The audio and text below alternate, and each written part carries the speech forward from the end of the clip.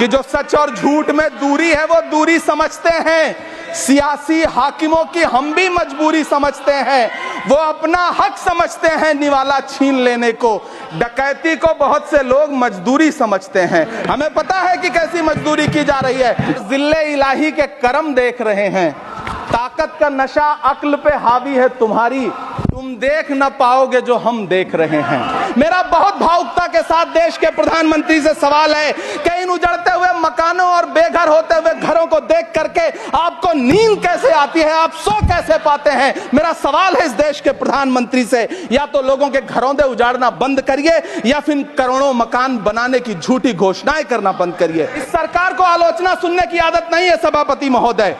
जब आप इनसे सवाल पूछिए तो ये शांत रहे। आप बताइए 70 साल में आपने क्या किया है। मैं तो इस सदन में कहना चाहता हूं सभापति महोदय कि हमसे 70 साल का हिसाब मांगने वालों, जो सरकार अपना चलाया हुआ 2000 का नोट 7 साल नहीं चला सकी, वो हमसे 70 साल का हिसाब मांगती है। बुलडोजर लगाकर लोगों के आशियाने छीन लिए, महंगाई लाकर देश की जनता की थाली से निवाले छीन लिए और नारा लगाया कि हम तो सेवक हैं, 18-18 घंटे काम करते हैं। सभापति महोदय, अपने शीश महलों में बैठे हुए सरकार के सांसद और मंत्री कह रहे हैं कि महंगाई कम हो रही है। संसद की कैंटीन से बाहर निकल करके एक चाय का कप खरीदिए, तब समझ में आएगा कि महंगाई कम हो रही है या बढ़ रही है। यहां बैठ करके बड़ी बड़ी बातें करना आसान है। ये चूनर धानी धानी भूल जाते, ये पुरवा की रवानी भूल जाते, जो आकर 4 दिन गांव में रहते तो सारी लंतरानी भूल जाते। अफसोस देश के प्रधानमंत्री जी ने कभी न टूटने वाली चुप्पी ओढ़ ली है। सभापति महोदय, जनता ने 63 सीटें कम क्या कर दी, ये सरकार तो अमृतकाल का नाम लेना ही भूल गई।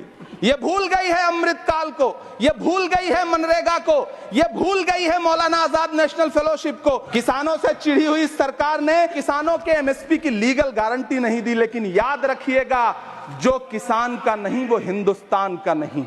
सभापति महोदय, मुझे वित्त मंत्री जी से पूछना है कि वो जो कुछ साल पहले 100 स्मार्ट सिटी बनाने का ढोल पीटा गया था, सुना है उस ढोल में पानी भर गया है, इसीलिए आपने उसका नाम बदल करके सिटीज ऑफ ग्रोथ हब्स रख दिया है। अच्छा है, नाम बदलने का खेल खेलते रहिए, आपकी कई सरकारें तो इसी वजह से चल रही हैं। इस सरकार को पढ़े लिखे लोगों से दिक्कत है सभापति महोदय, इसीलिए इस सरकार ने यूजीसी का बजट 66% कम कर दिया है। वाह सरकार, पीएम आवास योजना के तहत 3 करोड़ अतिरिक्त मकान देने की घोषणा है और दूसरी तरफ लखनऊ के अकबर नगर में 1280 वो मकान हैं जिन्हें रिवर फ्रंट बनाने के नाम पे बुलडोजर से जमींदोज कर दिया गया। सभापति महोदय, लोग चीखते रहे, बच्चे बिलखते रहे, वसुधैव कुटुंबकम का नारा लगाने वाली सरकार इंसानों के घरों दे उजाड़ कर जश्न मना रही है। सभापति महोदय, मेरा बहुत भावुकता के साथ देश के प्रधानमंत्री से सवाल है कि इन उजड़ते हुए मकानों और बेघर होते हुए घरों को देख करके आपको नींद कैसे आती है, आप सो कैसे पाते हैं। मेरा सवाल है इस देश के प्रधानमंत्री से, या तो लोगों के घरों दे उजाड़ना बंद करिए या फिर करोड़ों मकान बनाने की झूठी घोषणाएं करना बंद करिए। सरकार को आलोचना सुनने की आदत नहीं है सभापति महोदय। जब आप इनसे सवाल पूछिए तो ये शांत रहे। आप बताइए 70 साल में आपने क्या किया है। मैं तो इस सदन में कहना चाहता हूं सभापति महोदय कि हमसे 70 साल का हिसाब मांगने वालों, जो सरकार अपना चलाया हुआ 2000 का नोट 7 साल नहीं चला सकी, वो हमसे 70 साल का हिसाब मांगती है।